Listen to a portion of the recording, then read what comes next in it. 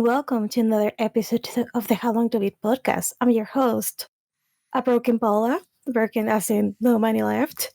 I'm joined today by Josh over here. What's up, everybody? So we've thank God it's been a week. Just gonna tell you that. We're gonna talk about against Josh Beaten because I haven't beaten shit. We're gonna talk about what mostly Josh has been playing.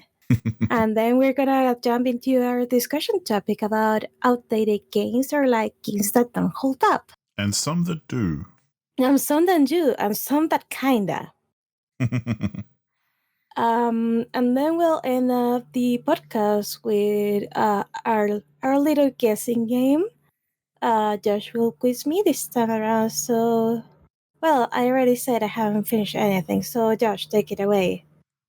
It's all me today, at least a little bit. Well, I played a couple of games that you finished last week, Paula, which, because I got back into the Rusty Lake series after hearing you talk about it, I was like, oh yeah, I really need to get back into those. So I played through The White Door and Samsara Room. And I didn't know, but Samsara Room apparently is a remake of the original Rusty Lake game that they made.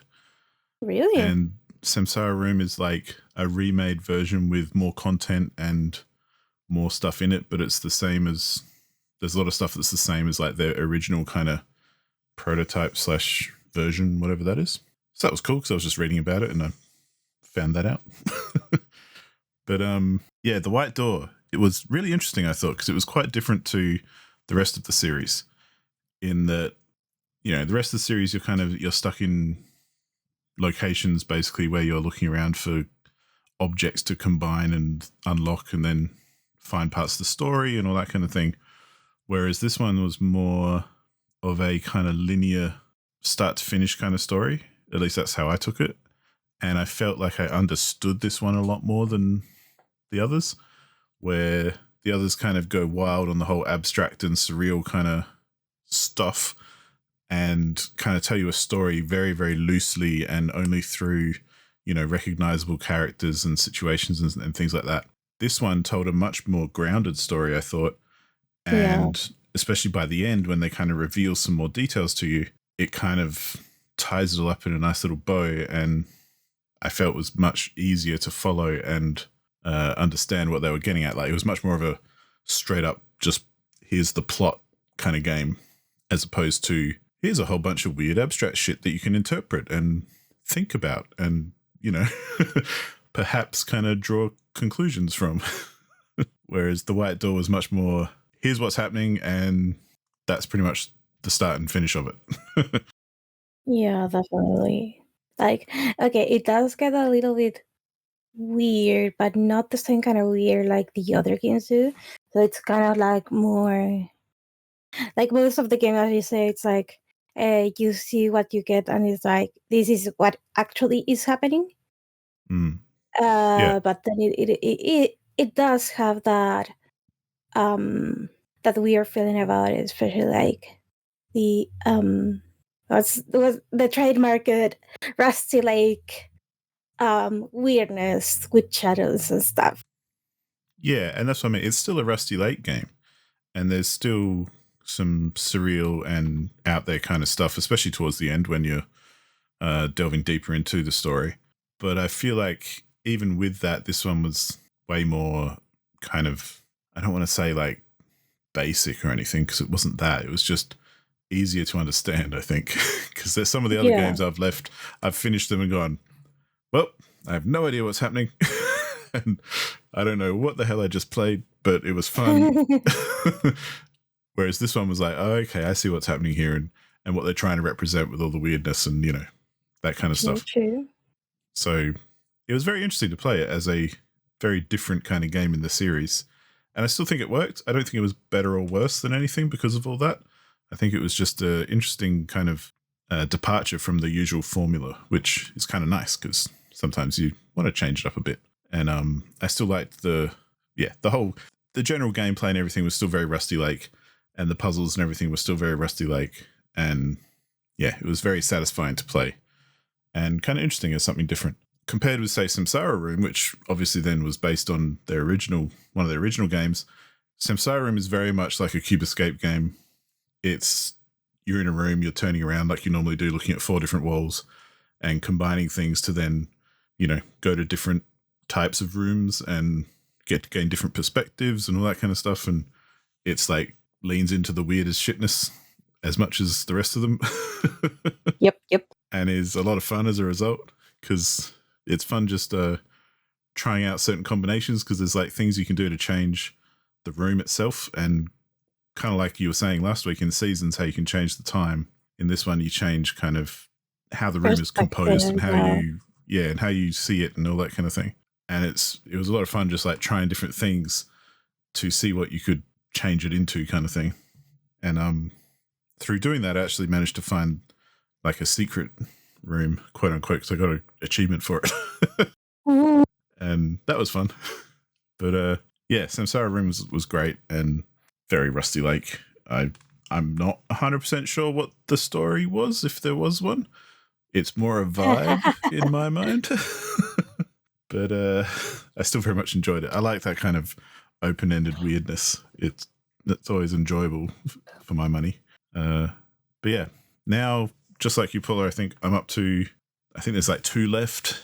There's the latest one that got released last year, I think. And there's the multiplayer one. Yeah, Underground Blossoms and The Pass Within, I think. Yeah, that's it. And I think The Pass Within is the multiplayer one. Yeah. Yeah. So we'll have to find a time to play that sometime soon. I think that'll be fun if we both played it together. Yeah. Other than that, though, the only other game I've completed was a short game called Forgotten Worlds, which was another arcade game from the Capcom Arcade Stadium collection, the first one. It was basically the next one in the list after 1942 Battle of Midway, which I finished last week. Forgotten Worlds is kind of... I think I'd started it last time we recorded, but I hadn't finished it. But it plays kind of like what I'm not 100% familiar, but it plays kind of like a Contra kind of game where it's weird as fuck, the actual premise, because it's one of those stupid games that like you feel like they came up with the justification after they made it, because it's a potentially multiplayer game, like you can play it in co-op with 2 characters. But you're basically a hero who's like flying through the sky, shooting in all directions, like up, down, left, right. And there are enemies coming at you who float in from like the right-hand side of the screen or the left-hand side or top or bottom. Some levels you're going vertically, other levels you're going horizontally. At the end of each level, there's like a little boss. At the end of every, I think, 3 levels, there's like a major boss. And there's like 9 levels all up. So it's not super long, but it kind of is a bit challenging in parts. And especially with controls, which I'll talk about later in our topic. But there's a bit of wackiness there, which it actually made me think while I was playing it that, because this is an old arcade game and everything, so I kind of forgive it. I don't really mind if it's not brilliant. But it made me think this is the kind of game where I'd like to get like a fight stick, like a joystick and buttons, like an actual arcade kind of stick and buttons, which, people say people mostly get them for fighting games, but I've never kind of felt the pull to get one for a fighting game because, that might be fun and everything, but I'm happy playing with my gamepad, and I'm not that hardcore in fighting games anyway. So I kind of figure, I don't really need one for fighting games. But after playing this, I was like, it'd be kind of fun for old arcade games, though, because I remember playing these sorts of games in the arcade with the same kind of joysticks and buttons that you'd play Street Fighter with or whatever. So playing this one, I thought, that could be a good time. But it's also kind of the controller mapping for the gamepad is a bit weird, to say the least. But it was a good kind of wacky little short game. It was fun as part of the collection. Probably not my favorite one in there, I would say, by the time I get through it. But the next one I've got heading up is Ghouls and Goblins, which is quite a famous one. So I'm looking forward to that. And it's just Forgotten Worlds was kind of just weird, like. And I say this as in anyone who's played like old arcade games probably knows what I mean. Like you're a hero flying through the screen, so you're flying anyway. The story is that it's called the Forgotten Worlds because the world that you're in has been totally destroyed by aliens, and like the story goes something like they've dropped napalm and things and just destroyed the entire world. So you're the hero who's come to like save it and kill all the aliens. But the aliens are like, in one level, they're like these Michael Jackson looking dudes who are floating through the sky, like doing moves and looking like weird space ninjas, but kind of Michael Jackson as well. And then there's like massive enemies, which are like sphinxes from Egypt. And then there's like this weird like angel person who's like helping you, and she pops up a shop every now and then so you can buy upgrades and things for your weapons and stuff. And it's just, it makes no sense, but it's kind of fun. So people just don't make games like that anymore, and there's probably good reason for it, which yeah, maybe we'll get into later. But but yeah, Forgotten Worlds was fun, but not one I'd rush out and play. But I'm looking forward, yeah, like I said, I'm looking forward to trying Ghouls and Goblins next, because I've always heard about it but never played it. But yeah, that's all I finished this week. Nothing major, just a couple of Rusty Lakes and that little arcade game. Haven't retired anything either, and neither has Paula. But you have played something, so take it away, Paula. Tell us what you've been playing. Yeah, I played something, and that something is Terraria. So, well, I haven't had like a lot of time to play this week, mainly because, well, it's kind of a lie because I stayed up at 5 a.m. playing Terraria the day, but more on that later. The thing is that I was like out of Convention Life for 3 days because I've been staying at a friend's house, and we went to like an illustration fair, and that's the reason my wallet has seen better days. Like you open my wallet and there's like a Chilean moth, artist moth with like a tablet and a pencil, like going around there. Like the moth has more money than me at this point. But anyway, Very cool. so yeah, I do have a nice collection of illustrations, keyrings, and little acrylic stamps now. But anyway, Awesome. I've been playing Terraria, so the last thing I did like the last thing we did like before this was getting into the hard mode of the game. So yeah, we then saw that there was like a pirate invasion coming and like close the game and call it a day right there. So yeah, this week we started with a pirate invasion, and Nice. like prior to that, I was reading that there's like a biome that you can make like with graves and stuff, and you can like make a graveyard, and you can like craft things in the graveyard that you can't normally craft. So the funny Cool. thing is that we died so many times in that pirate invasion that our graves created a graveyard in like the main building of our house. So that was brutal. Especially like, okay, so when there's a pirate invasion, well, you get the pirates, but you get all kinds of pirates, like the ones with swords, the ones like that fire at you like from the distance, and those make a ton of damage because they use bullets, not arrows. But also like they have really good aim, and even if you're like in a platform above them, like they somehow manage to land a hit of you on you. There's like pirates, like even like the pirate's pets, the very iconic parrot can be the like the end of you at this point of the game, because like again pirates do a lot of damage. But there's two particular things that really kill us many times. One of them being like the captain, because he is like very strong. He earned that place on the ship, and he's very strong, and he killed us many times. But the other thing that the pirates bring with them is their own ship, but not like, but it is like a flying ship. It is like the proper pirate ship, but it is just flying through the air because God knows why. And it has cannons with it, and I'm so happy they don't actually use bombs or anything that destroys the building, because I've been so fucking sad a home would have been demolished.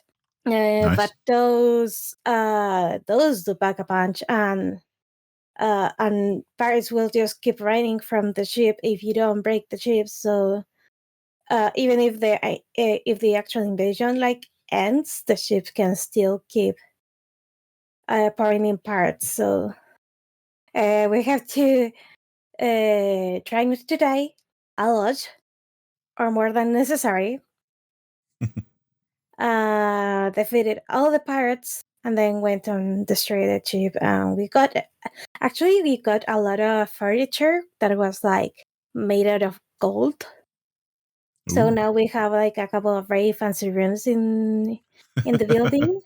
So yeah, that was the pirate invasion. We actually got the quiet neighborhood achievement because we got the graveyard, Mhm. and it was like the more tombstones are on a graveyard, the darker and greedier the graveyard is. So we got like the graveyard with the mist and the ghost and the thunderstorm, and everything is cloudy and sad. So we got like the best kind of graveyard here. We ended up like moving the graveyard somewhere else because we didn't want ghosts to be terrorizing the our neighbors or anything like that. And by surviving the pirate invasion, we got the achievement Walk the Plank. And also we learned that you get an achievement from going like healing with the nurse, because she charges you depending on the amount of health you're needing. Okay. So we got like one big heal, like 2 gold coins worth of heal, and we got the freaking flyer achievement out of that. So it was like, well, I guess. So then we embarked on an adventure. So we were like, I don't remember what we were doing, like in the underworld. I think we were like looking for chests, treasure, and all that jazz. We may have like defeated like the wall of flesh like once or twice because we were farming for materials and like those metals the wall of flesh drops.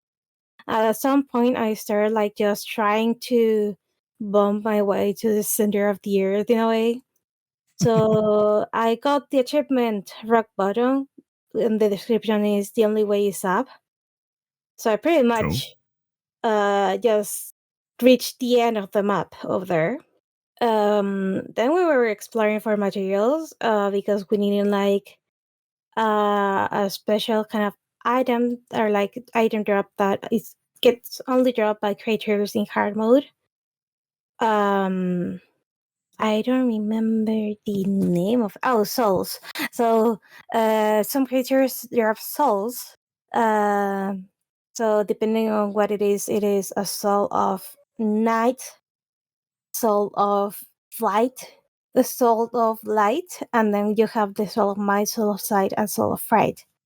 And yeah, all Nice. of them finish in night. But anyway, um, so we were farming some materials for a very special item that we wanted to get, and those are wings. We finally got wings, so we no longer have to worry about fall damage because wings like negate it all, which is very nice because for the next bosses we were gonna fight, we actually had to build like a bigger arena at the side of our home, because it kind of move a lot, and the wings also help us not to die by fall damage because we did died. Um, so we got our achievement having the clothes because we equipped those pretty wings, and then we went exploring the sky. Because we got like those anti-gravity potions that we found in our spelunking expeditions, Mhm.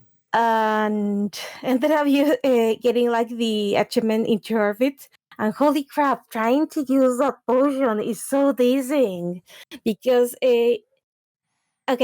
it moves the way the character is going. So instead of going down, you go up, and you can like toggle the effect to go up and down like all the time, or like whatever you please.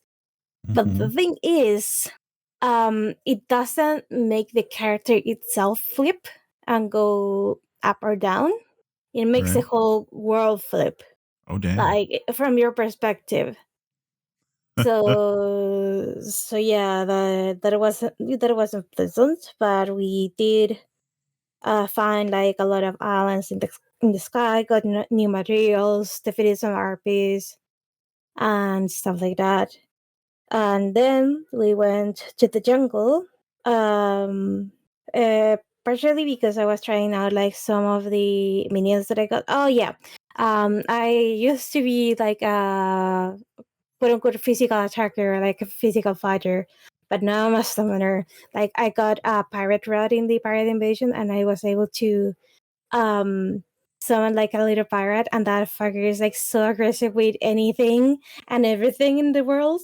So without my knowledge or without my consent, it would just go destroy whatever enemy was nearby, and I was like, well, never mind. I now have a guard, and I am able to like work on buildings or excavating and stuff like that without having to worry something killing me, which is very nice.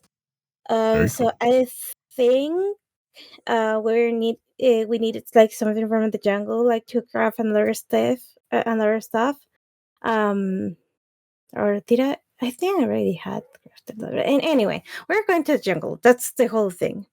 And suddenly, like the air around us or around our characters was like kind of funky in the sense of suddenly um like I was just quietly excavating and suddenly like the whole game looked like outer space, and Right. I'm like, what's going on?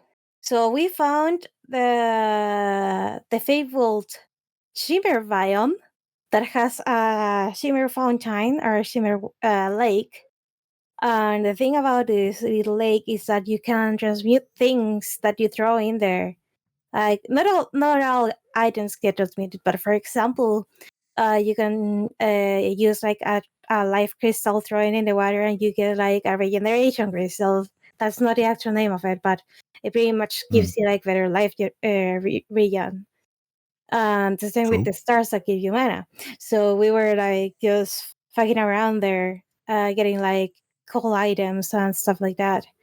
Um, do not get too close to the shimmer water because it will suck you in and like not teleport you, but you will sink out of the biome and land somewhere else. I had to bring a lot of wormhole potions to teleport to my boyfriend whenever that happened, but whatever. Um, and then like this was actually like last night. Um, I was starting like to like I talked to the dryad that gives you like plants and stuff, or like tells you plants and stuff, and you can Mhm. check like how corrupted the world is by talking to her. And our crimson rates have are kind of like off the charts, so we have to start to uncrimson the earth around us. And don't even get me started on the hallowed biome that is currently eating everything and anything on its way. Oh, by the way, we have to like quarantine our base because if there's like a corruption crimson or hallowed biome on the base, the NPCs will start to move out because they don't vibe with that shit.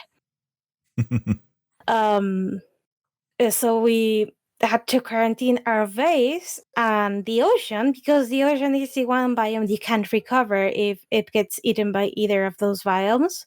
I Oh think damn. Hollow cannot eat jungle. So we surrounded the jungle with hallows, so Crimson won't eat jungle. So we did a whole um a quarantine stuff over here. So the way you have to Mm. like quarantine your area is that you have to dig a tunnel like around the thing you want to protect, but also you have to put like in the walls, and it has to be like a very wide tunnel so it doesn't like jump. The corruption doesn't jump to the next block. But also you to make it like ultra safe, you have to use like a non-corruptible block, like hay or wood. We use hay because it was the more readily available to us. and it was easier to grow grass than to grow trees. So we had to like cover the channel, all the tunnels with hay, so we wouldn't get like the corruption on our place, and it was a whole operation over there. Which, by the way, we kind of forgot like twice that we were doing the whole thing until like we ran into like into like the corruption again, and it was like, hey, the corruption's kind of closer. Wait, we were doing a thing to avoid this. So yeah. So Sounds like work. It sounds like work, yeah.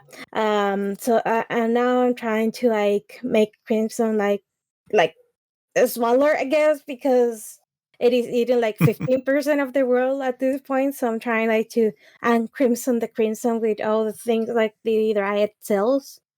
And then we said, hey, we could kind of like defeat like these bosses that we have the items for to summon.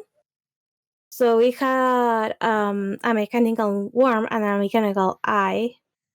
We also have a mechanical skull, but fuck me if I know where that is. So the thing is that in our exploration, we sometimes like get weird ass messages like this is gonna be a terrible night, or you feel vibrations from deep below. And once we got there, it's getting colder around you. And we got to the base, and it was like, hey, nothing was going on, so we're going back to exploration. The thing is, those are like, there's a 10% chance that any of the mechanical bosses are gonna like spawn on your base. We actually got a skeleton prime once, but we didn't realize there was like a message that went along with him. The thing is that you have I'm checking right now. Is it like 80 something seconds? So before, like between the message and the actual boss spawning, there's at least a minute. So that's why we didn't like get like the actual like boss curling behind us because there's a spawn time. But anyway, so we summon the twins, which are like the Eyes of Cthulhu, but there are two, and they're like, and one of them is mechanical and fires actual fire, like it has a flame gun, Nice. flamethrower, sorry, and the other one throws lasers at you. So good luck surviving that. We actually died the first time and got a graveyard out of it. And the second time we still got a graveyard out of it, but we defeated it, which is very nice. And it gives you the soul of sight, which is used to do some fun stuff. There's also the destroyer, which is a mechanical worm, and that thing didn't kill us like both at the same time. In the sense of there was always like one of us who was like alive and well, and or like trying to survive this thing.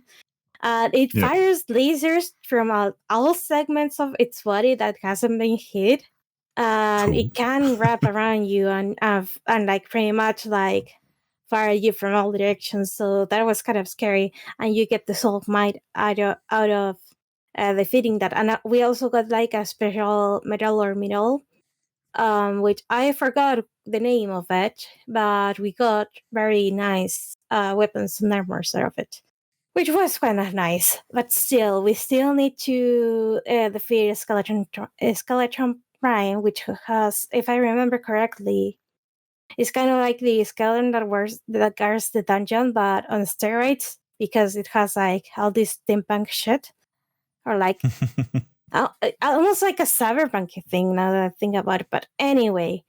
And we got since we defeated like some mechanical bosses, we actually got a new neighbor over here, and they sell like well, it's like a steampunk something, and they sell some crafting tables like for you to do like special crafting and stuff like that. But also, and this surprised me a whole lot, they sell like logical gates, like the not gate that negates the pulse, like the and gate that if you get the pulse from two places, then it opens pretty much the OR gate, and there's the XR gate, which is a more advanced thing. So I'm like, holy crap, you can do a lot of circuitry over here in Terraria. Why haven't I seen more done before? But anyway, Now you can go program automation into your entire base. pretty much I could. Oh my god, I could. But anyway, enough about Terraria, because holy crap, that was an adventure. And there's so much more to do now. Like each time I think, hey, maybe we're reaching like an end, or like we're close to do that, to having explored everything. No, something else happens. Like I was like, hey, maybe we just explore all the jungle, and then we got Shimmer, and then it was like, hey, I don't think we can reach the clouds without this particular thing, and then we do. And then it was like, hey, I don't think we have more bosses to defeat, and then the destroyer and the twins like are like grab my beer or grab my gears, like hold my gears, and attack you. Um, so yeah, I'm still having a hell of a time here, and I don't think I'm gonna be finished anytime soon. So I'm sorry, not sorry. You'll be hearing more about Terraria here. The other thing, like that's the one thing that I've been really playing. Though when I was at my friend's house, I was back sitting on her playthrough of Radiant Trail because she is my Otama friend in real life, and I kind of got her into console Otama games. I'm sorry, that's sorry, but she says that day when I talked to you in the computer room, that was the day the fate of my wallet was sealed. Uh, so she, so she's been playing Radiant Shell, the quote unquote Circus Otome, which I pretty much devoured last year on August, and she's playing through Pascalia's route. So I just been there. Um, so yeah, I'm just here eating popcorn while she goes through Pascalia's route, because I like she was going like through a very intense part of the route. So I'm just here like chatting and seeing her reactions, and that's just enjoyable for me. Though it's not Yeah. as enjoyable as watching people play Cafanchante. Holy crap, that is so fun. I miss doing that though. I used to like hang out with friends and just we'd play parts of games together and just watch each other play games and like play single player games just but as we're hanging out together. And Yeah. man, it was so much fun. For me, it's still like so much fun. Like Yeah. like for example, I've been watching my boyfriend play Red Dead Redemption 2 from time to time. It's not always, it's always a good time. Like just not being the one on control, but still being able like either to input something, like the way Yeah. saying, "Hey, this idea is stupid. Go do it," and they're like, "Yeah, yeah, I love that. Use some of it." I mean, so Well, and I think it's kind of like, you know, nowadays people watch Twitch or YouTube or something, but you're sitting there with your friend or your, you know, family member or whoever, which is way different because you're sitting next to them, you actually care about them or they actually care about you, and you're having a fun time together playing whatever it is. And it's not like, you know, it makes online stuff feel very detached, I think, when you actually manage to sit next to someone and play because it's so much more fun and involved. yeah, definitely. Like even it happened a lot when my nephew was learning how to play the stuff, or even like whenever like he wanted to show me like, hey, I can play this game. I'm a big boy now. And he goes through like a particular section of the game. He's very proud of it. And then I'm able like to say, hey, you did like so good here and stuff like that. And then but then he like walks into a wall, and he either says like, hey, how on earth am I supposed to do this thing? And then either like say, hey, you have to do this, or just plain or when he's like too desperate, he's like, okay, I'm gonna play this part for you. So, but watch Yeah. closely because you'll see this enemy again. So yeah, there's something about being in the same room, sharing with the same person, and even just being able like to pass the controller on some instances that it's just, I don't know, it's comfy. Mm.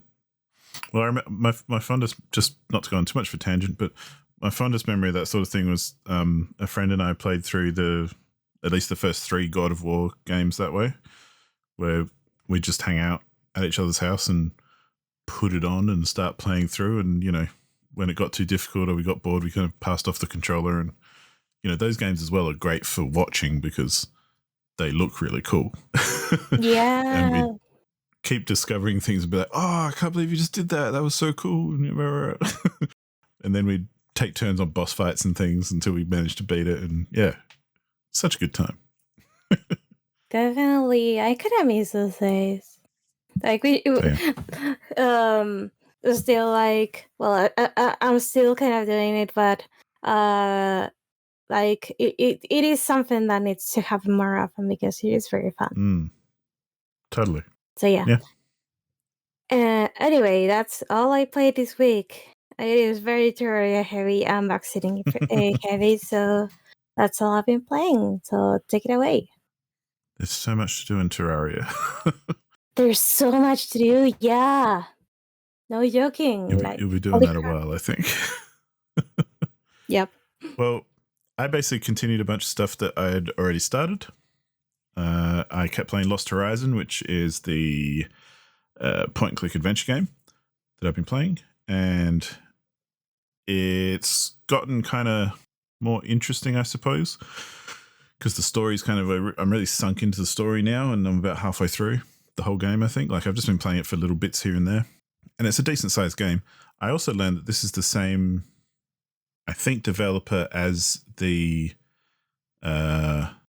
Secret Files series, which was another trilogy of point-and-click adventures, which I also want to play, so I might play them after this one, or after this series, because it's very similar kind of style and, that sort of thing.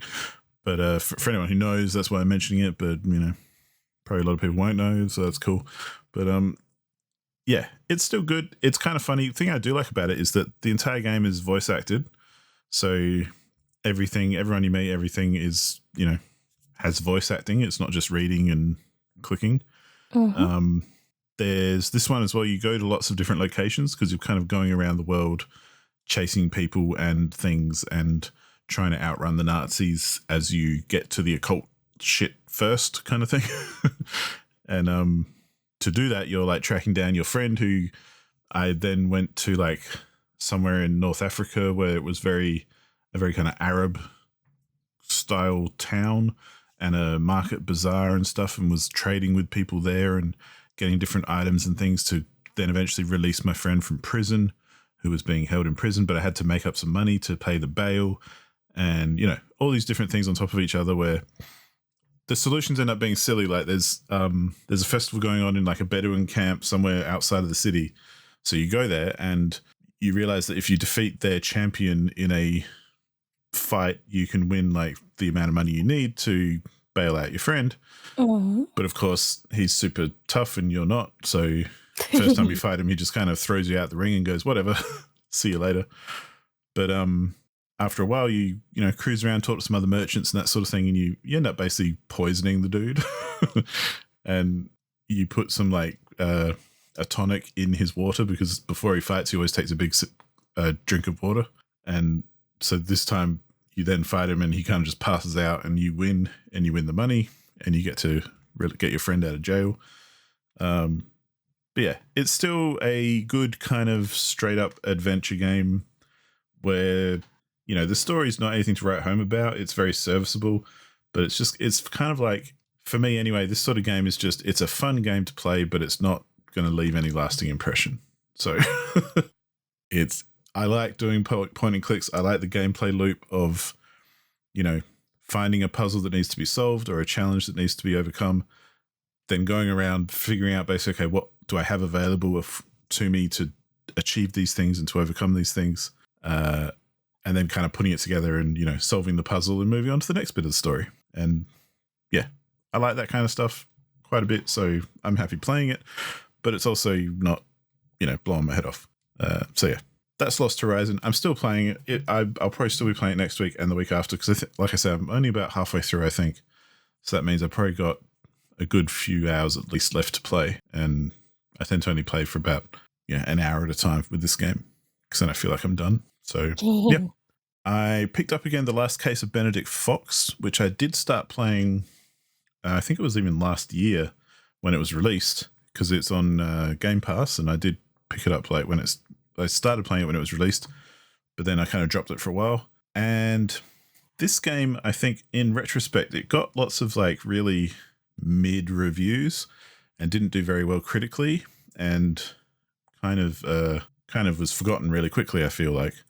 But the more I play it, the more I really like it, because even though I hate this is where I kind of feel like it's a good game, because I don't like 2D platforming Metroidvania style games, which is essentially what this is. But this game's a lot of fun and I really like it.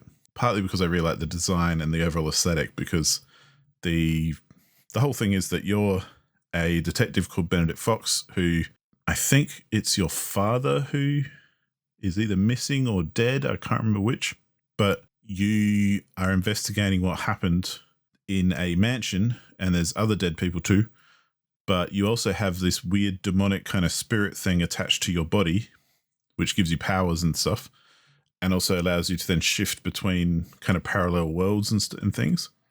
So you can kind of go into the mind of victims and explore their world to find out clues and find objects and things which teach you about what happened and what might have happened to them and all that kind of stuff, or what they were trying to accomplish.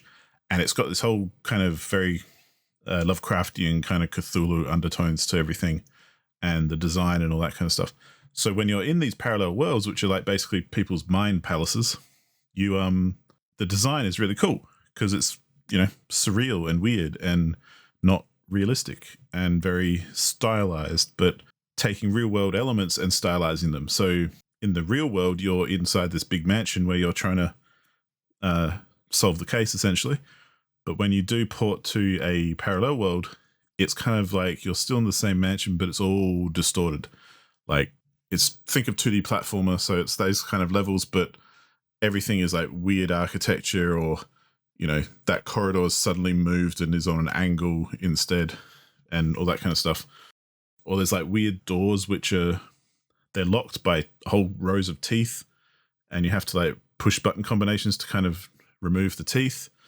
Or there's some doors which are like possessed by a demon, so you have to kind of like exorcise the demon out of the door to get through it. Or there's other parts which are like one of the objects you unlock later is a flashlight, like a torch. Mm-hmm. And there are these areas that you go through to get to other parts of the map which are pitch black, essentially.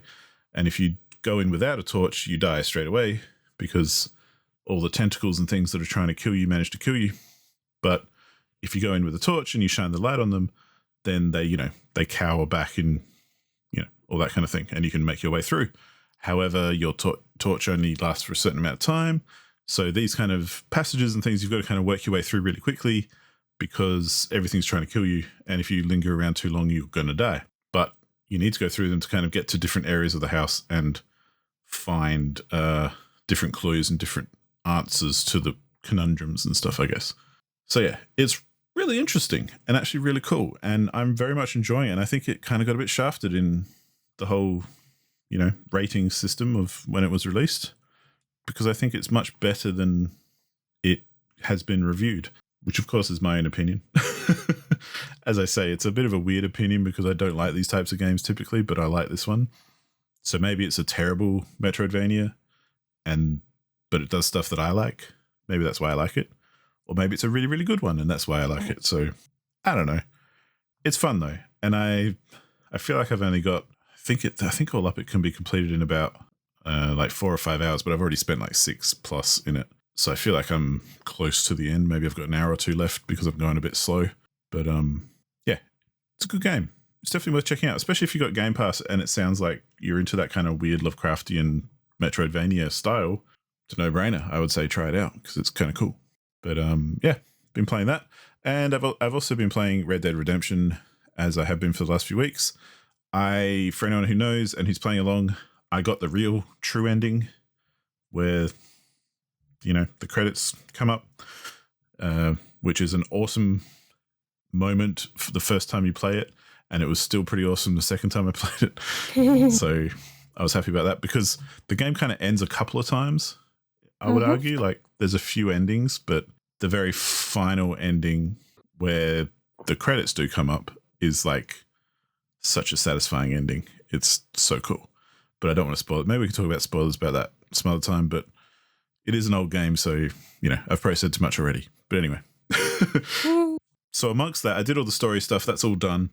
So I've just been going around kind of mopping up the last things I need to do for like 100% achievements and 100% completion. So part of that is unlocking outfits. I've got like 2 or 3 outfits left to unlock and doing challenges as well. Like I've got a couple of rifle challenges left to do because there's a rifle you've got called the explosive rifle, which basically shoots explosive bullets. And there's a whole series of challenges associated with that rifle. So I'm up to, I think, the 5th challenge of 8 or however many. And my current challenge is to kill 3 dudes at once with 1 bullet because they kind of explode. So if there's 3 dudes real close to each other and you shoot them, they'll go kaboom. But it's surprising how difficult it is to get 3 dudes really close enough to each other. To the point I ended up Googling it. Well, and because they're always moving around as well whenever you're fighting dudes, like they're taking cover, they're moving around, they're riding horses, they're not next to each other. So I actually Googled it and people were saying, the easiest way is to like lasso people and hog tie them, place them right next to each other and then like shoot an explosive round and it'll kill 3 of them. So I'll try that sometime. But I do have a little bit of a story because to unlock one of the outfits that I unlocked, there's a town called Blackwater, which is also in Red Dead 2. It's like the big city of Red Dead. And there's a pub there where you can play poker. And one of the requirements for unlocking this particular outfit is to defeat everyone in a single game of poker in Blackwater. If I was a smart person, I would have sat down to play poker when there was only one opponent. So there would have only one person to beat. But I'm not a smart person. I am stupid. And I sat down when there was a full table. Ta-da! So I had 5 opponents to defeat. It took 4 hours. 4 hours. To the point I stopped playing, went to bed, left my PlayStation on, got up the next day and finished it off. Because, yeah. But, in fact, I think it took more than 4 hours because I played it for 4 hours and then I went to bed and then I got up and finished it off. Yeah. So I eventually did it though. I made my way through every single one of those fuckers and got them out. And the last guy especially was really hard because by the time I got down to him, of course, he had all the money and I had a little bit. And the way it works, if you don't know poker, is basically you bet against your hands and you slowly take the money away from your opponent so that you've got all the money and they've got nothing. And when they go down to 0, that's when they're knocked out. And the more money you have, the more you can bet. So the more you can kind of control how the game goes as well. Because if your opponent's only got $10, but you've got like $1,000, you can just outbet them every time and kind of take away their money really slowly, no matter what happens. So yeah, it was interesting. It took a while. I'd never want to play poker in that game ever again. Or ever, for the matter. Well, and it's, I think partly because like the AI for the other people you're playing against makes no sense either. Like it's great bad computer poker because obviously the computer knows what's happening, so it's trying to outsmart you at the return.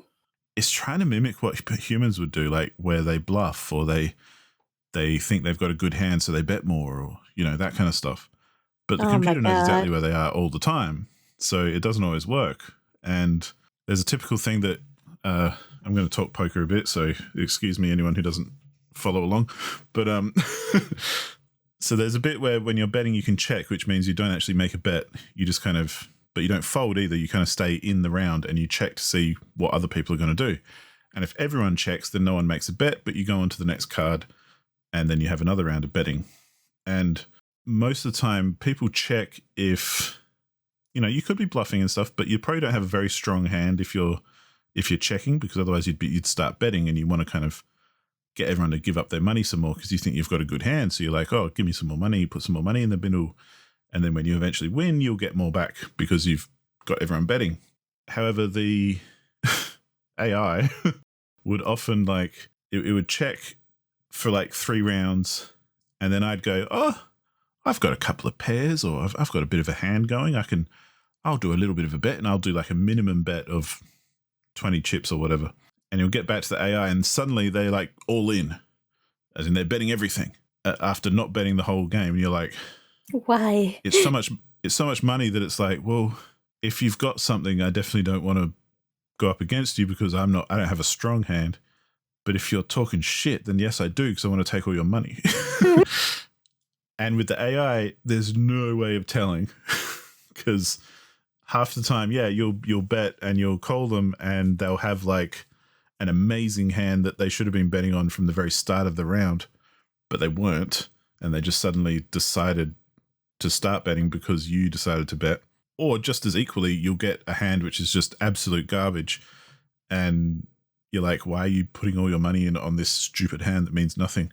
So that was part of the difficulty of defeating every player in Blackwater playing poker, because half the time I'd lose money just for stupid reasons that make no sense, that would never happen in an actual human game. So part of it's like gaming the system a bit, and that's why it takes so long as well, because the way, again, Texas Hold'em works, for anyone who doesn't know, is you're kind of forced to do a minimal bet at the start of the round. It's called the blind, and it's an amount of money that you basically have to put in just so that there's some money on the table. Okay. And so basically, even on the very first round of betting, if no one bets or anything, or if someone bets really high really quick, it might make everyone else fold and just give up. So then you take those tiny little bets that were made in the beginning. So you still make a little bit of money, but it's kind of like the least amount of money you could possibly make. But if you've got lots of money where you can basically outbet everyone, you can keep doing that so that no one ever challenges you, and just keep taking their little bits of money here and there, piece by piece, and it very slowly puts you in front. So it's kind of a shitty way to play in the real world. But in a game like that, you kind of have to do that sometimes, because the AI can be so random. You've got no way of predicting anything. So yeah, that was fun. I did a lot of that in Red Dead Redemption this week. And there was also a fun challenge, which I did after that, just to kind of cleanse my palate, which was, again, to unlock another outfit. There was a challenge to do, basically across the map, there's a whole bunch of bandit hideouts, like bad guy hideouts, essentially, like locations that are full of bad dudes, and you rock up and have to kill them all, and then you've cleared that hideout. And one of the challenges to unlock a certain outfit, I think it's like a US Marshal outfit, so it's like the police anyway, so that's why you're fighting bandits, but is to complete all of them within like a 24-hour period in-game, like in-game 24 hours, not real 24 hours. So in-game 24 hours is about 45 minutes or something, I think. And I was like, oh, I got myself all pumped up. I like planned my route across the map and everything. I'm like, yep, I can do this. There's like 6 hideouts that I needed to do, one after the other, all within the time. And I went and did it, and I think I completed it within like 10 minutes real time instead of the 45 minutes that I had. So I got really worked up about doing it, and then realized I didn't really have to. It was actually quite easy. so that was fun, but a little bit of a letdown. But yeah. But now I'm just kind of, like I said, cleaning up that sort of thing. I've got some weird trophies left to do. Like, there's... actually, no, that's too spoilery. I don't want to talk about that. But there's something in the game which you would know that you can do right at the end, which has nothing to do with anything, but it's kind of like an Easter egg almost, that, you have to show up at the right time in the right place and things happen. And I'm kind of looking forward to that. But yeah, I don't really want to spoil it if anyone else doesn't know what I'm talking about. So I'll leave it there. And that's all I've been playing. So not full of stuff this week. I plan to get onto some other stuff that I've been neglecting, but yeah, that was enough, I think, for now. For now. Holy crap, those were a lot of games. Or like a lot to say about some games. Yeah, I can talk crap about games for way too much time. Me too. Like, holy crap! Someone take the microphone away from me. But anyway, we're gonna jump into our discussion topic, if you don't mind. This is kind of like dated games or like games that haven't aged well. So, Yep. what are they, and why do they? What do they? Why don't they age well? We're probably not including like remakes of all stuff because like obviously the remake is gonna be like more well aged, but it might tell you if a game has aged well or not. And an example I had of that, because the reason I was thinking about, some old games have had remakes and things which you might then think, oh, the old game holds up. But as an example, I want a recent game of the month, Grim Fandango, which was last October. The original of that game is not fun to play because it's got bad controls, it's got bad graphics, it's old. It was great at the time, don't get me wrong, but it's dated, definitely. However, there's a remaster and a remake, which is phenomenal, and it means the game is still enjoyable and fun because, the writing is the same, the game design is the same, but the controls are better, the graphics are better, it's much easier to play, that kind of thing.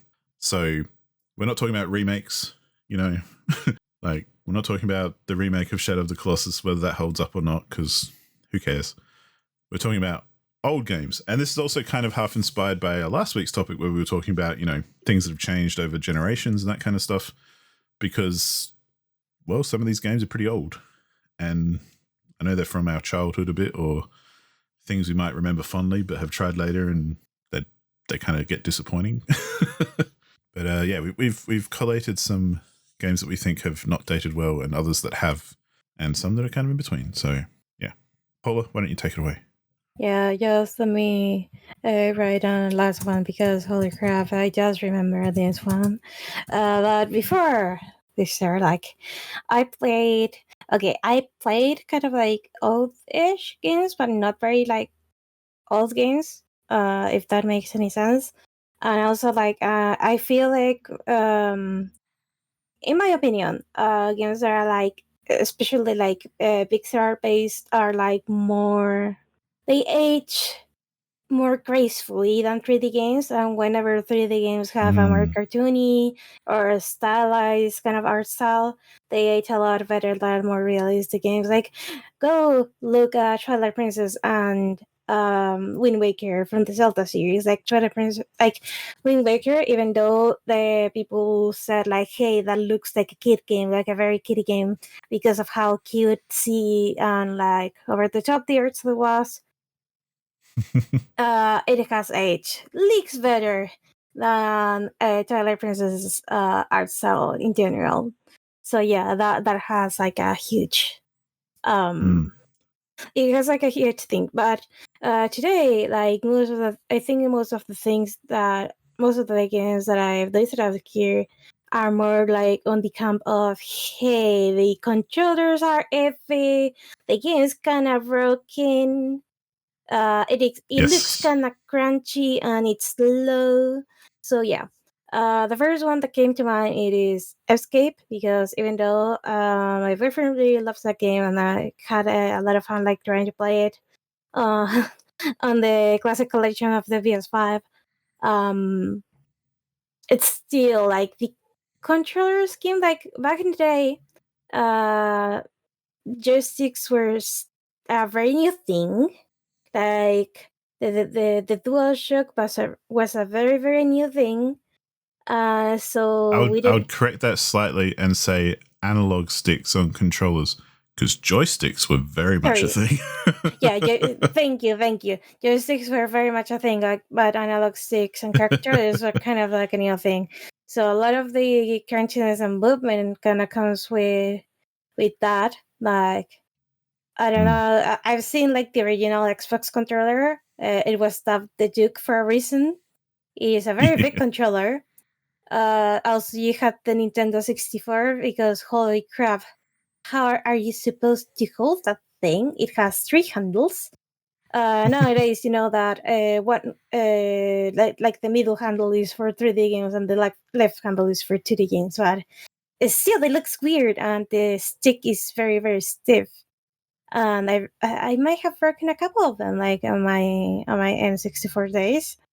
And yeah, the DualShock was like the first time PlayStation trying to do like an analog stick and a controller kind of thing. So yeah, Escape. That means we didn't have like a very standard way of controlling games. Yeah, it was a bit Wild West. Yeah, like if you see like all the controllers are all kind of different. Like I feel like the Xbox controller and the DualShock kind of have like more similar controller placement. But the Nintendo 64 was the controller was its own beast. Like it has like the Z button like on the back of the third handle. It had like the C buttons. The C buttons, yeah, four of them, like direction arrows button on the right, the A and B buttons too. It has like a dip pad on the left, an analog stick on the center because why not? The star button like stuck right in the middle. It did have L and R, which was kind of nice because. But you cannot use L if you were playing a 3D game because how the fuck did you get there if your hand is in the middle handle? Thus the Z button was introduced. Anyway, so Escape had a really weird control scheme in my opinion, mainly because like, come on, okay, I can get like I think it was using your trigger buttons to attack because holy crap, I've a lot of PlayStation games do that. I mean like the shoulder buttons to attack, sorry. Because a lot of games do that. But hey, who thought in the right mind that just using like the was it the right stick or the left stick? But anyway, you use one to move and the other one is to wield the weapon or the net around. And I'm like, why? Why is this a thing? And my boyfriend goes and says like, hey, what if there's a monkey like right behind you and you have to like swing the net around to catch it? And I'm like, yeah, that wouldn't be a problem if I could actually move the camera in a more comfortable way, because that way I'll always have the monkey like right in front of me. So yeah, that. Well, and I think Ape Escape kind of falls into that.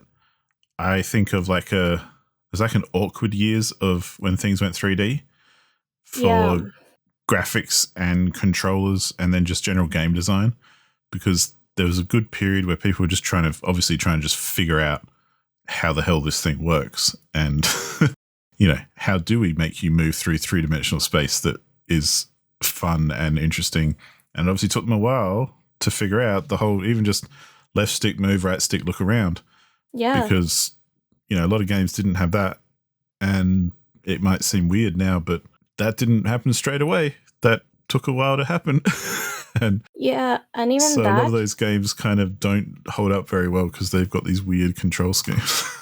Yeah, and even that, I can't remember for the life of me what game it was, but like literally like one of the first games that actually used that control movement, like that control scheme, like one stick to move and the other one to look around, actually got bad reviews because of that. Because like at the time, people weren't used to controlling like those two things like, at the same time.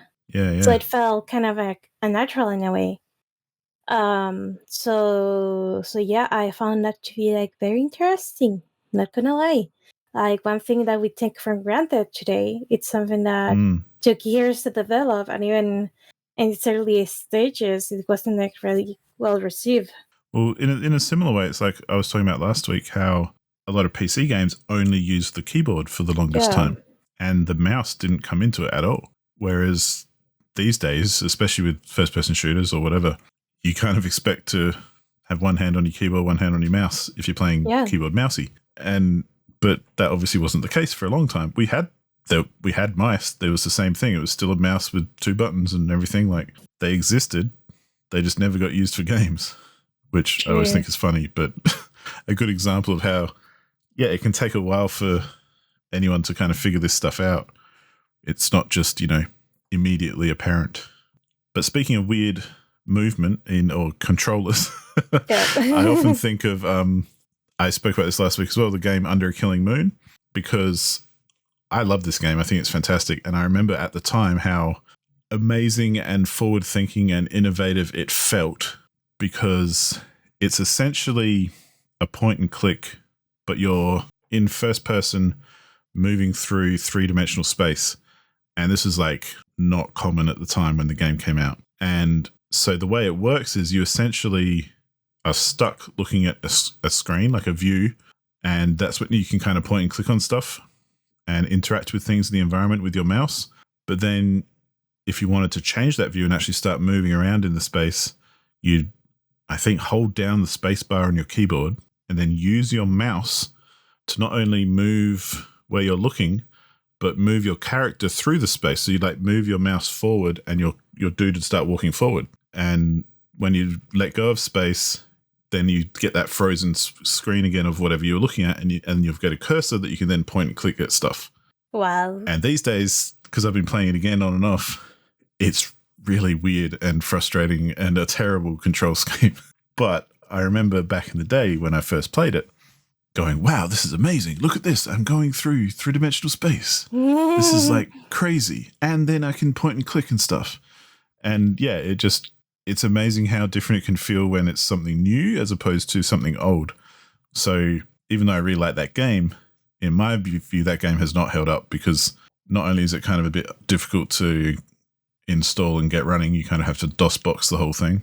The control scheme is just horrendous, really, and really frustrating, because you end up kind of doing that thing where you've got your mouse and you're like dragging it and lifting it and dragging it and lifting it across your desk the whole time, because you're trying to move just forward rather than holding down a button. So you're constantly like doing all these weird movements with your mouse just to kind of move around. And yeah, it's bizarre, but interesting, I think. True. I have kind of like a one that's very popular, but let's be honest, it is kind of broken. So, for example, Pokemon Red, Green, Blue, Yellow, that generation of Pokemon. Even though we got like the revised versions of the game, because Japan got the games first as Pokemon Red and Green, but we got and then got the blue version that is kind of like the revised version with better sprites and not balancing issues, but some bugs ironed out. We got the improved version, and it has still like some glaring issues.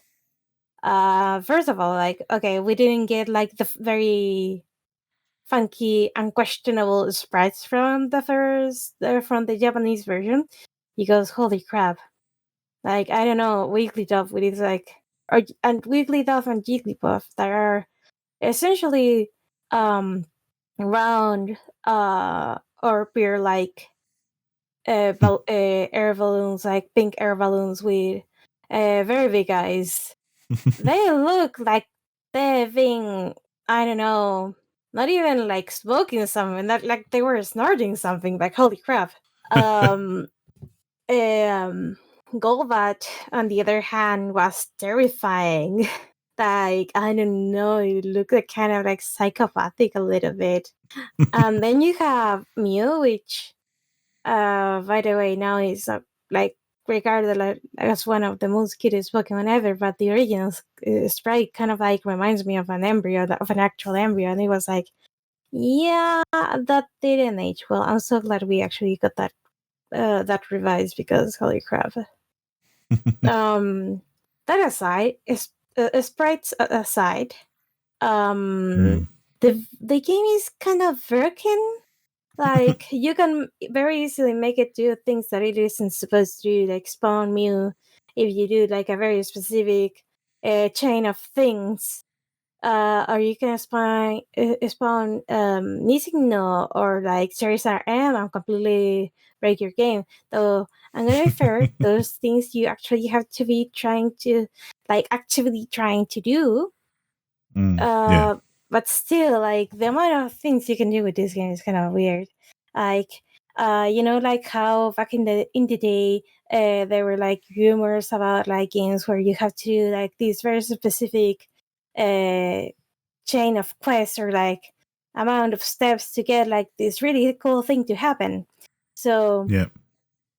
in Pokemon, it kind of was like more believable in a way, because like even like some people said like, hey, if you do this, you will get right to evolve again into Godotu or something like that. But the actual glitches that you had to like, the actual glitches that you could make were even crazier than that. It was like, hey, you have to not battle this trainer, wait until you have like teleport or fly, have to walk in front of it, then teleport away, and then go fight this other dude at the other side of the earth, and then you go into the tall grass and you find me. So it was kind of stupid, but not gonna lie, it was kind of fun too. But the one Yeah. thing that makes Pokemon, the original Pokemon games, kind of like very either difficult for newcomers, or is pretty much like the balancing of the game. Like Right. I've said this before, but the game didn't have like the special split, so you had just a special stat, not a special attack and special defense. Some types were ass, like holy crap.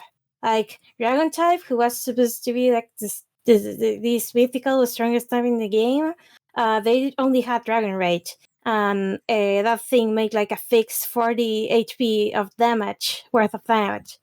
And it wasn't good. Like the only reason you'll use Dragonite is because it looks dope as awesome. I like dope as fuck, but also because it had like a great learning moves, so it still can learn like all sort of moves.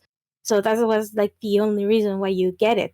But also like some types were completely unbalanced, like or like some Pokemon were trash out of the gate just because of how the physical and special stats work.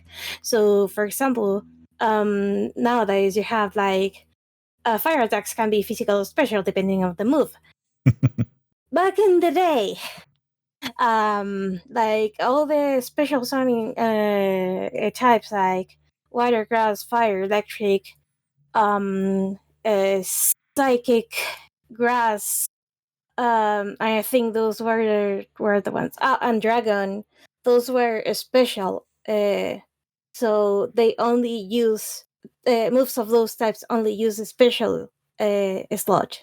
Everything else use physical, Mm-hmm. and that was a problem because some fire type Pokemon like Rapidash and Flareon were physical attackers, so they didn't get like a good fire type staff move, and they were shit. I'm sorry, I love my Flareon, but before Gen 4 came around, I couldn't use it in competitive. But anyway, um, also, the psychic type was kind of like Game Freak's or like the Pokemon Company's favorite child. No, Game Freak's favorite child, because of how the only types at the time that were able to do super effective damage to Psychic were Ghost and Bug.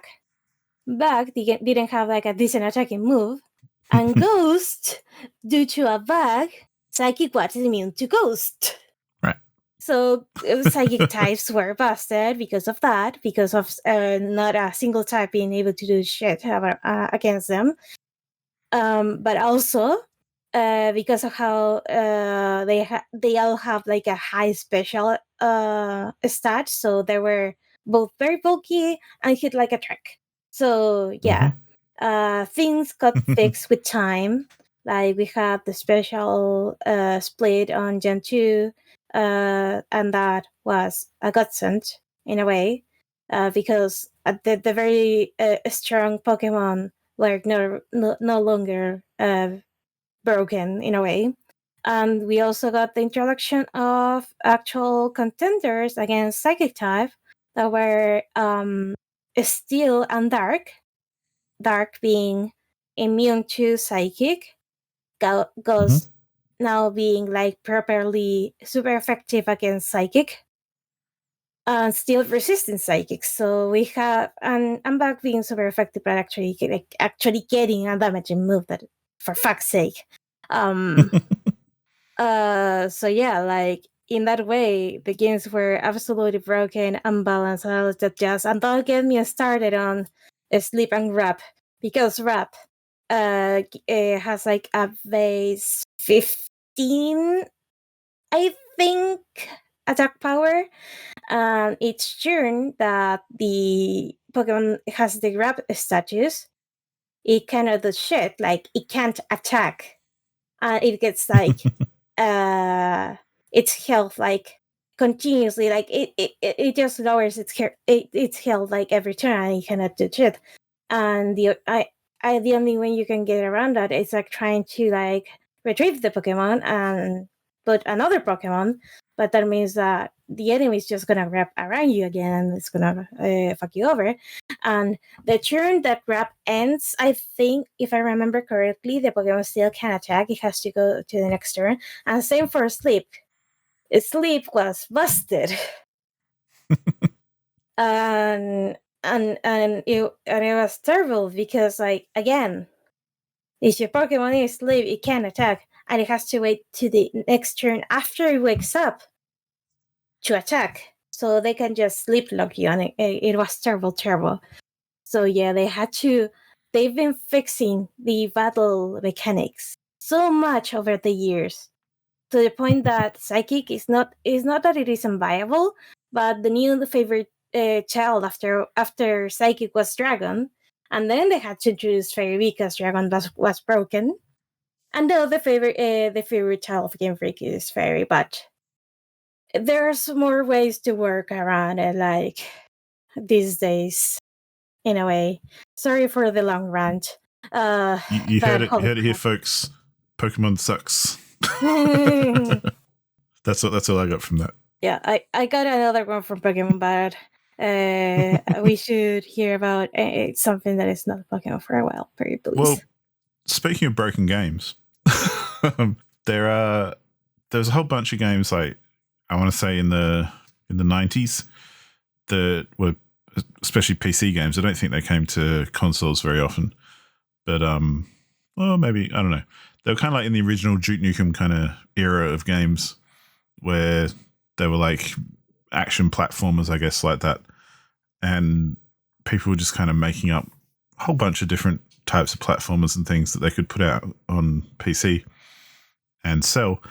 And everyone of the era will probably know of games like Jill of the Jungle or Echo the Dolphin, which I think also was a console game.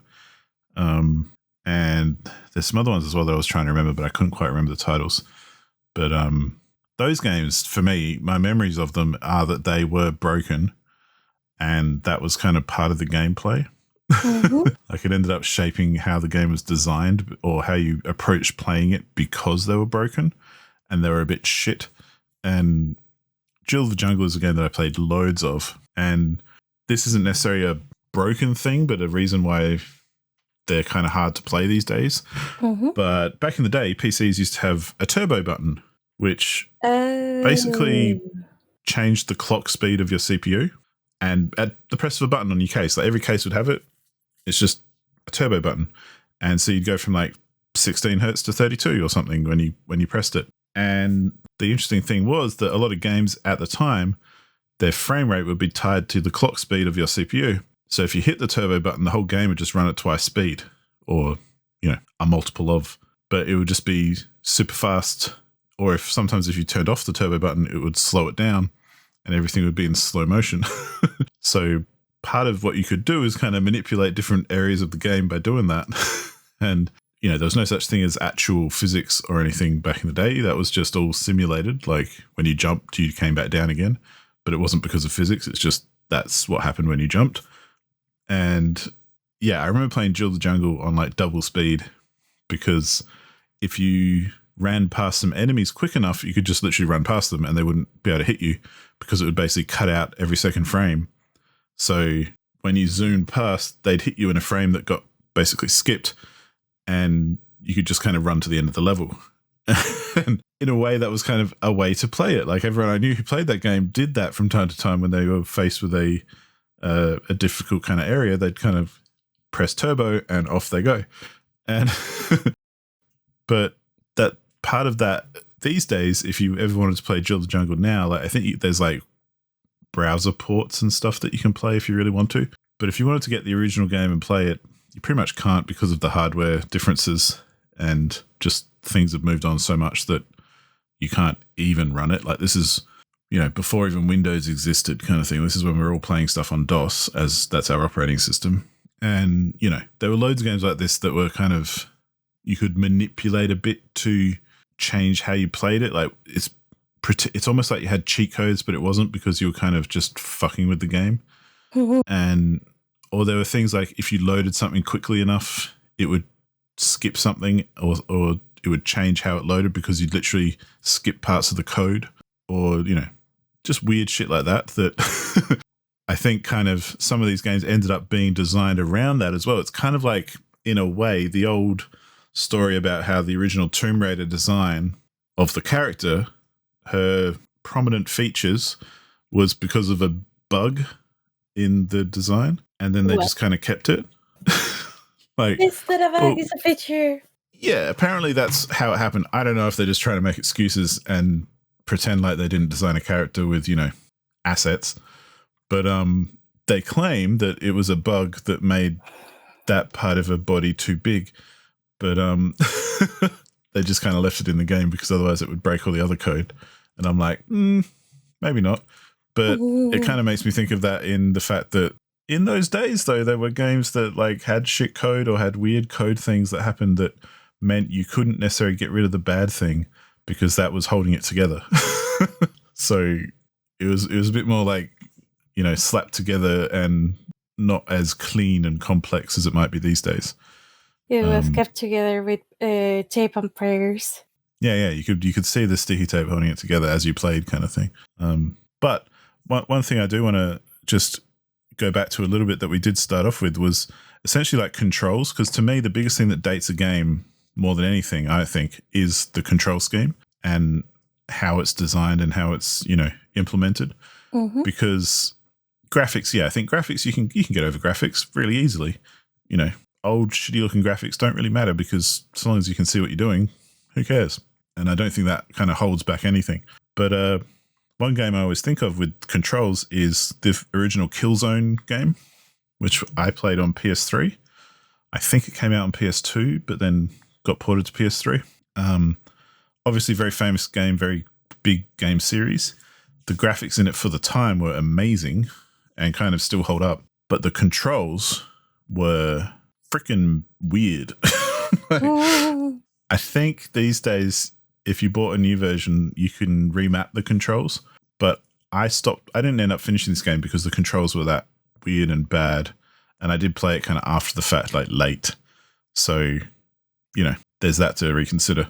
But it did things like to aim, like aim down sights in any other shooter, you'd hold maybe your left trigger and then you shoot with your right trigger.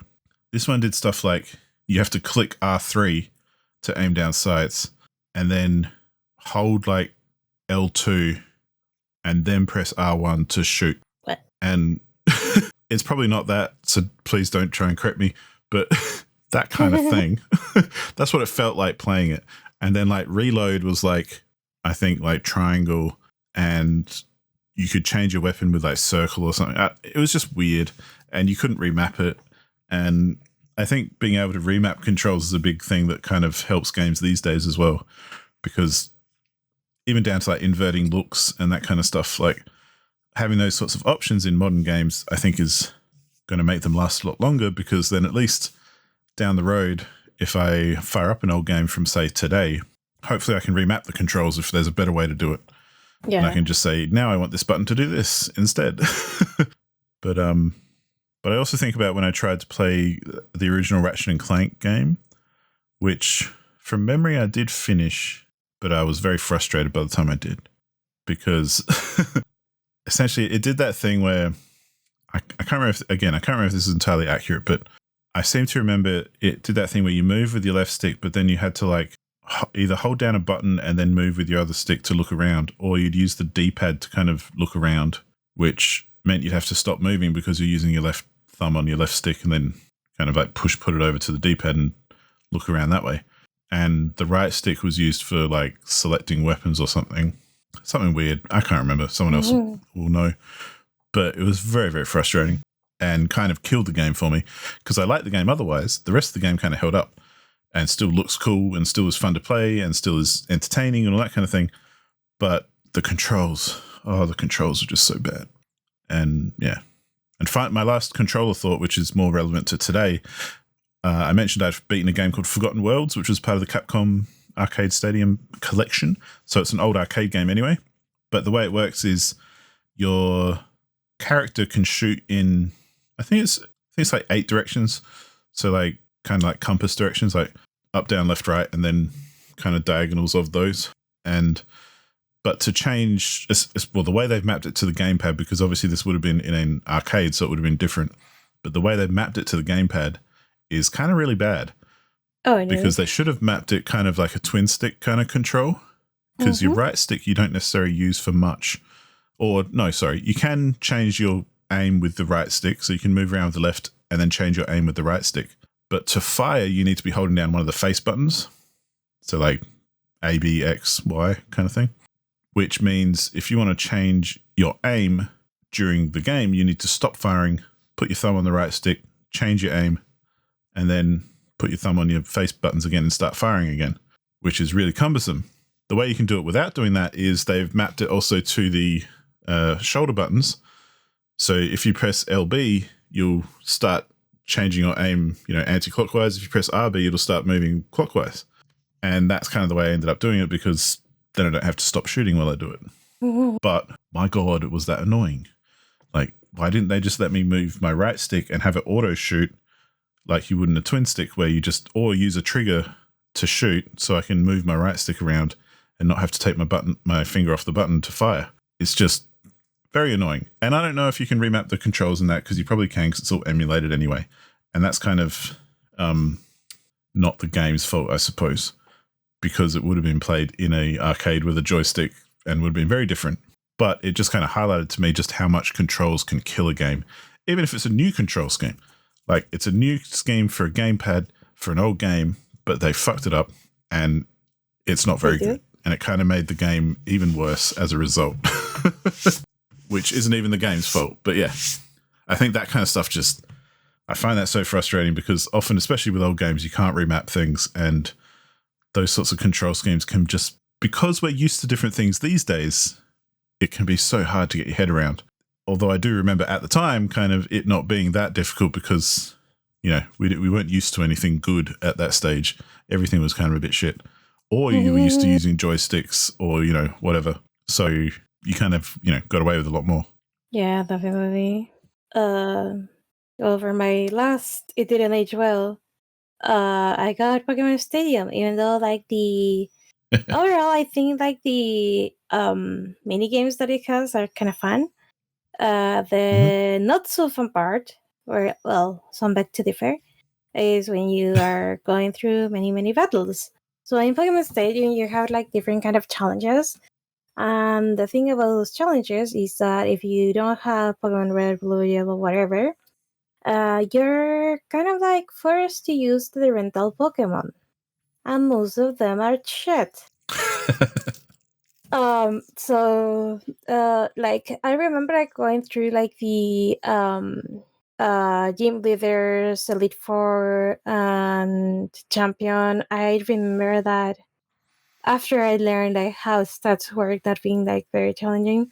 But if you want to go like through all the cups in the league, that is gonna take a while. It has like the Petite Cup, the Great Cups, the Master Cups, and all of them have like different kind of like Pokemon that you can bring to the battle, like from the rentals kind of side, I guess. And some of them are not very good. Like, again, sorry, I love Flareon, but fire is shit in this game. And sometimes you want to bring like the pre-evolution of a Pokemon. I think Terraria and Charmeleon was like a thing because like I think Charizard had like Ember or something like that, or like the lesser fire type move, and Charmeleon had even like flamethrower and fire blast, so you want to ring Charmeleon because it will do more damage, even though it is for kind of like a squishy kind of Pokemon. So yeah, the gameplay overall, even though if it was like very cool to see like Pokemon on the big screen battling, like back in the day, a thing that held it back from greatness is that first of all, it is good to have a commentator because you have like a commentator like talking over like all the battles. I wish that you could turn that off sometimes because after the 50th battle in whatever league, it gets kind of old. Like, don't get me wrong, I still have fun with it, but it sometimes you don't want to hear it. And the other thing that it's the thing that slows the game the most is that you see the whole animation for the move, even though the move may not land. So yeah, Cool. that kind of like slows gameplay to a crawl in some cases. The animations are better than in the recent Pokemon games, which is kind of funny to look at. Like, for example, like Pokemon Sword and Teal, like not my favorite, by the way. You have this Pokemon called the Wool that was like a sheep with horns, pretty much, and it learned Headbutt and it learned Double Kick. Like, okay, a lot of Pokemon like kind of like do this jumping, they jump in place when they do whatever move. Like, looks kind of silly, but this one is even sillier because it charges. Like when it uses double kick, it charges forward as if it's gonna headbutt the thing, and when it uses headbutt, it kicks. The animation is a kick animation. It's stupid. Why? How did this get through QA? But anyway, like Pokemon Stadium animations are kind of cute and funny, but some of them can take a while. So if since you can turn out, I don't think you can turn them off. But since you see like the whole as animation, even though the attack has like a 30% chance to land, and it's probably not gonna land. Yeah, like sorry, but it is very slow, and you can use a transfer pack to either play the Game Boy games on the Dojo or Terraria Tower, but since like I don't know if the Pokemons or Pokemon Stadium are like trained or something, but I don't feel like my Pokemon can like land a decent hit on them. Like I don't know, there's something going on here. So I actually tried to use like I use Pokemon Blue on Pokemon Stadium, and it is difficult. Like you have to really train up your Pokemon and give them proper moves, which is kind of difficult because again we already talked about how red, blue, green, and yellow kind of make it difficult in general.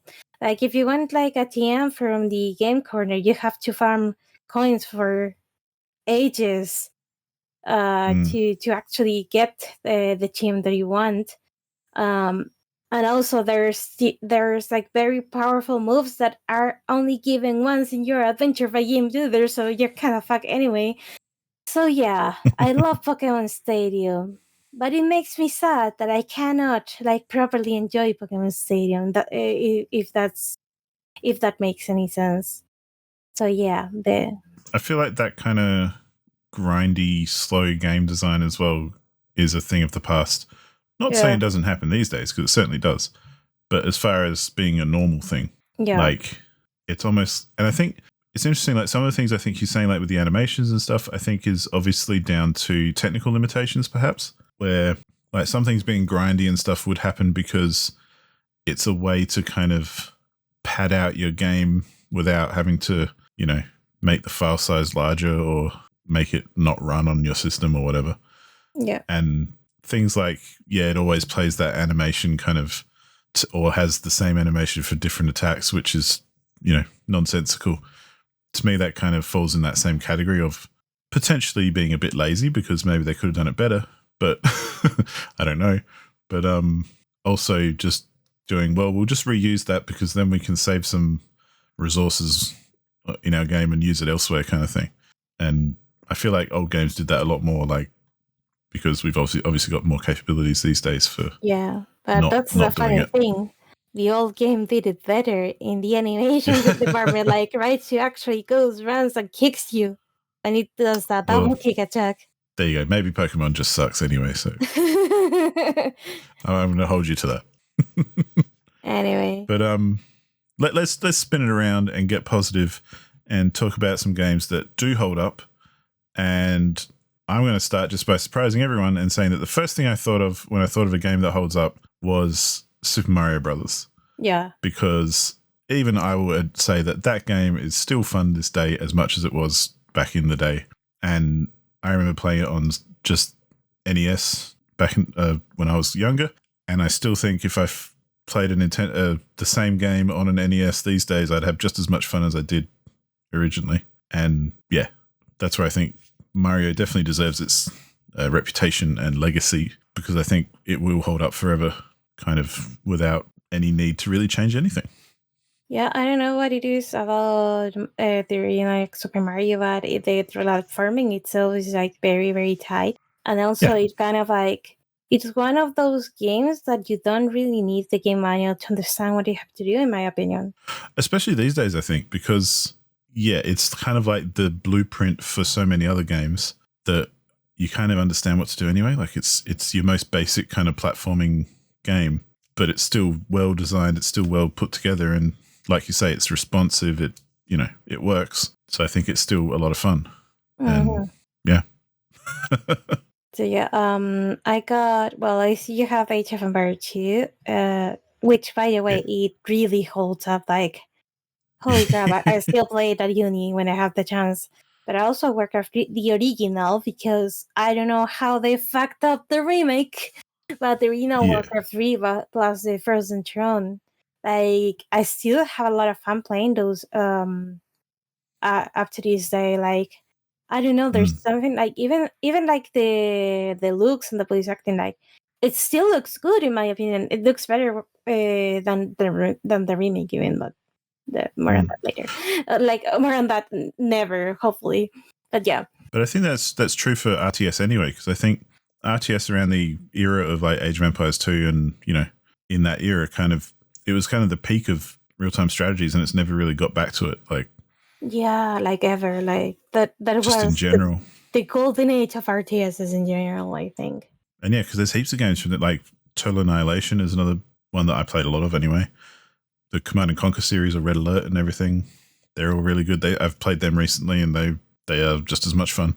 And I agree, like Warcraft and even like StarCraft and stuff, like original StarCraft holds up, I think. I mean, people still play it in tournaments and things. I have a friend who puts on tournaments for Age of Empires 2. And, unmodded, unchanged, just as it is the original game. Yeah. And yeah, the graphics are a little bit low res, but that's the only thing it's got going against it. The rest of it is still just an amazing game. Like, even if they're like low res, you still recognize the units in a way. Yeah, and it's well designed in that sense. Mm-hmm. And I think Warcraft's the same in that sense. Like, it's because it's not just it looks nice, but like you say, the units are recognizable, and they have like very clear silhouettes that you can kind of identify easily. And yeah, I think that's a large part of why those games kind of are still playable to this day.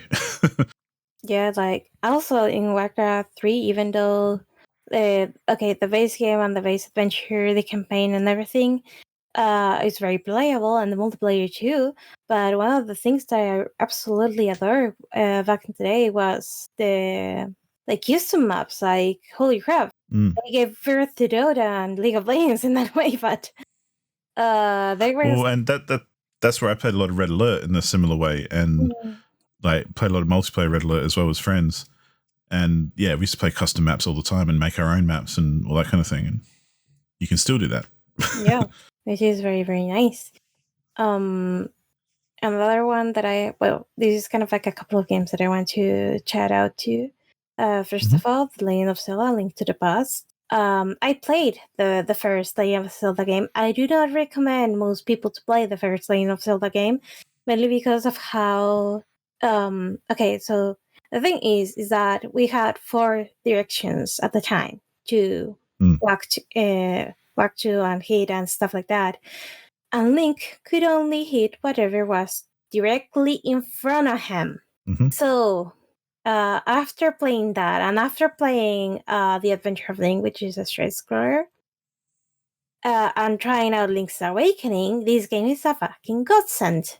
8 directions. Link swings the sword, so it has like a bigger radius of effect when he attacks.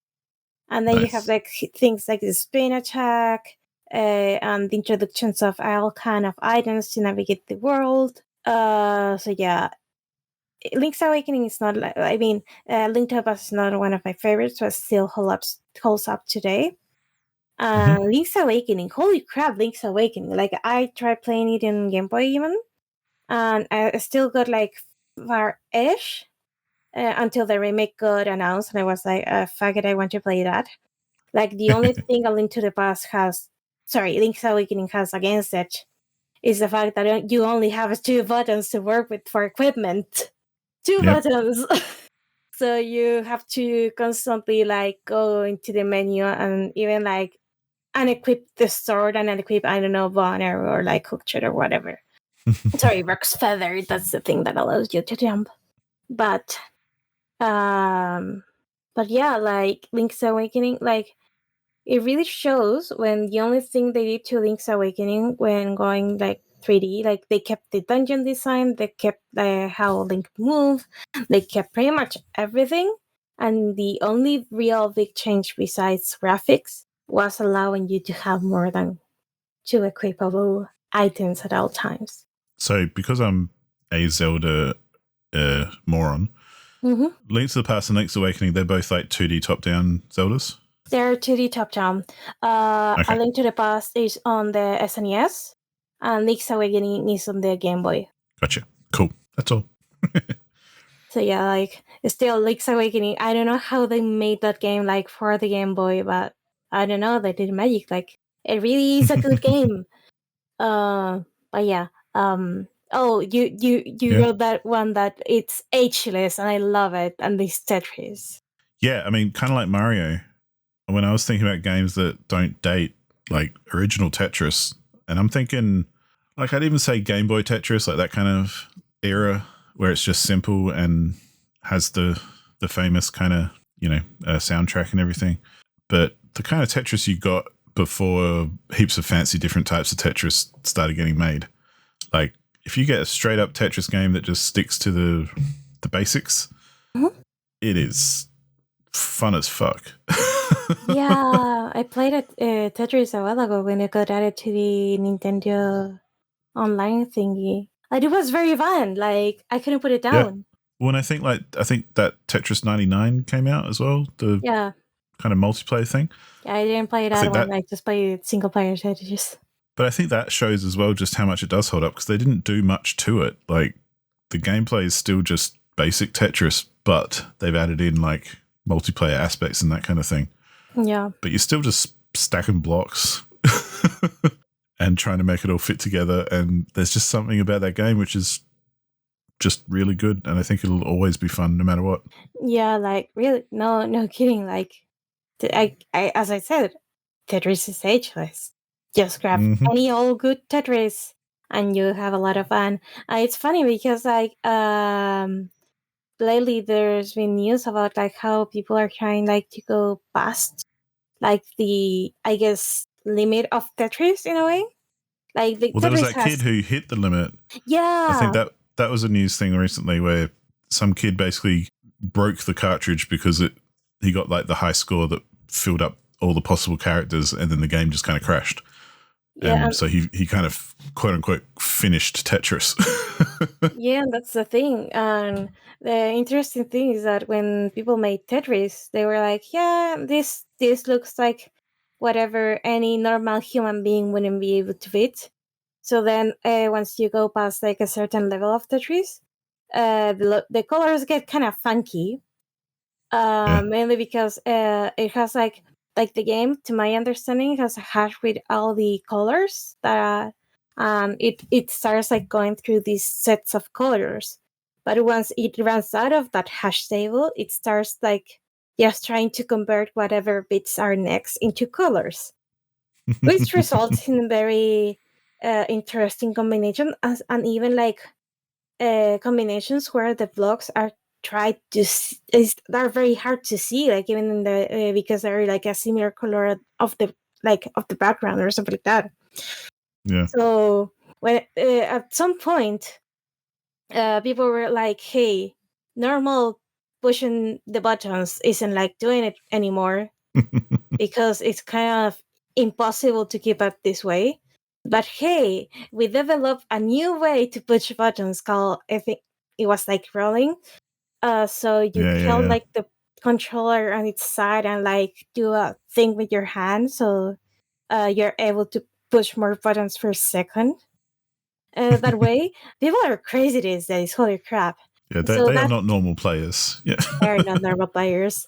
But yeah, that one kid managed to crash Tetris into oblivion and technically beat the game because Yeah. he found the ending of Tetris. But then they discovered there's like a random thing that you have to do to crash Tetris. Like you have, I don't remember if it was like a sequence of lines that you have to do or do a Tetris like in a specific moment. I don't know. I have no idea. But holy crap, people are crazy. And they're still Well, discovering ways to play Tetris today. I'd like to see like on How Long to Beat the page for Tetris with 100% completion, and it's that kid, and everyone else doesn't have 100% completion. Yeah, that would be so fun. But yeah, I think I don't see how Tetris can ever not be fun and ever not be entertaining. Like if you do play it in the future. And it's kind of, I feel like it gets not fun when they start messing with it too much and putting other stuff in or changing it up too much or changing even the shapes of the pieces and stuff. Like that's fun and all for a bit of a laugh, but eventually you're going to go back to the original because it's that good. So Yeah. But like another one I thought of, which for me is very relevant because it's something that I play with friends every now and then to this day, is Quake 3. Which for a first-person kind of deathmatch shooter is, I think, quite remarkable for it to still be a lot of fun and played. And there's still Quake 3 tournaments, and there are still people who, you know, only play Quake 3 and don't want to play anything new because they have they've never captured that same kind of magical essence that they did in that game, with it being a straight up, you know, just multiplayer deathmatch. And yeah, man, that game is just so fun and so quick and responsive. And I think that's part of it as well. Like the controls are just tight and everything is responsive and everything is just so well designed that nothing kind of gets in the way of you having fun. It's all, everything you want to do happens and everything you try to do, you can do. And it's just down to practice and getting skills and that sort of thing. But yeah, there's nothing in that game which kind of stops you enjoying the game. It might be other players who are much better than you that stop you enjoying the game, but the game itself is just, in my view, like the perfect kind of deathmatch multiplayer first-person shooter. It's you can't get better than Quake 3, and it still holds up to this day. And every now and then I'll play through it and play some multiplayer with friends and just go, yeah, this is the good stuff. And yeah. Nice. The one last game that I say this holds up, it's Pokemon Snap on the Nintendo 64. Mainly Pokemon. because, yeah, this is like the one thing that I love from the old days. And it's because it's so different. Like you go through stages, like taking pictures of Pokemon. So they made it so the world feels, I guess, more alive, and you are able to like trigger events and have fun with it. And it's just such a chill game that I played it not back in the day because I didn't have it sadly on my Nintendo 64, but when I was in school in an emulator, I played it again like just before Pokemon Snap, new Pokemon Snap got released, and it just holds up. It's still like just a couple of hours of silly old fun. So yeah. Well, I mean, similarly, very different tonally, but as far as a couple of hours of fun, I still really like and I think it holds up, like the Myst series of Myst games, and like Riven, and there's another one, Exile, I think was another one. That are those kind of like pre-rendered 3D scenes that you kind of move through by, clicking through scenes instead of like walking around freely. There are versions you can get these days which have been updated, and you can like have full 3D movement and all that kind of stuff, and that's great. I'm not saying they're not better, but I do think the originals still hold up really well, and the puzzles are still interesting to do and logical, and the story's great. And yeah, those games I think are still phenomenal, and they were so advanced at their time as well. Like, I remember playing Myst when it came out, and it was like you'd never seen anything like it. Like, it was the most high fidelity, crazy 3D graphics kind of world you've ever been in. But these days, the resolution is kind of low. It might be like 640 by 480, I think, but is the top you can go. But there are new. That's what I mean. There are new versions of it, which there's some versions which are faithful to the original, but there's others which have added in modern controls and moving around the 3D environment freely as opposed to just clicking through static kind of images. And yeah, those games are great, and I still enjoy playing them. And yeah, I think they hold up. But very quickly, we do also have a few games that we feel are perhaps dated, but perhaps not? Question mark. Yeah, I'm gonna pretty much just talk about the first one because a lot of people may or may not disagree with me, because this was at some point it was talk about like it was like the greatest thing of all time, and that is Legend of Zelda: Ocarina of Time. I still think Majora's Mask is better because it addresses a lot of problems that I have with Ocarina of Time.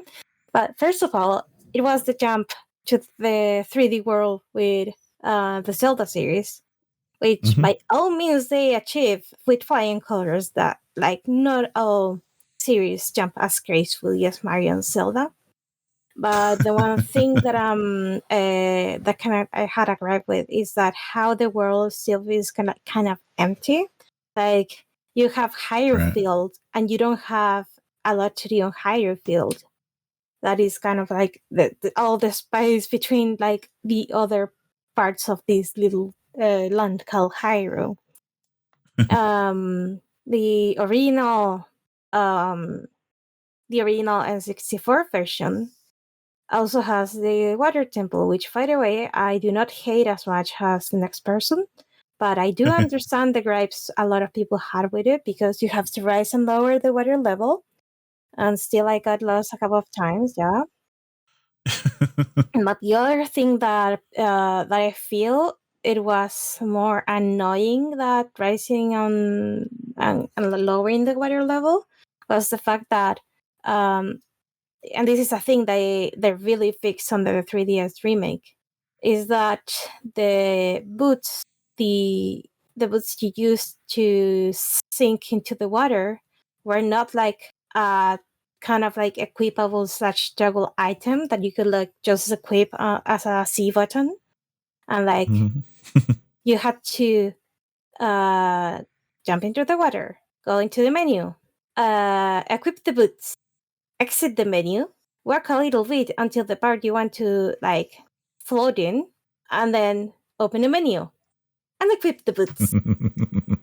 Close the menu. Now you're floating.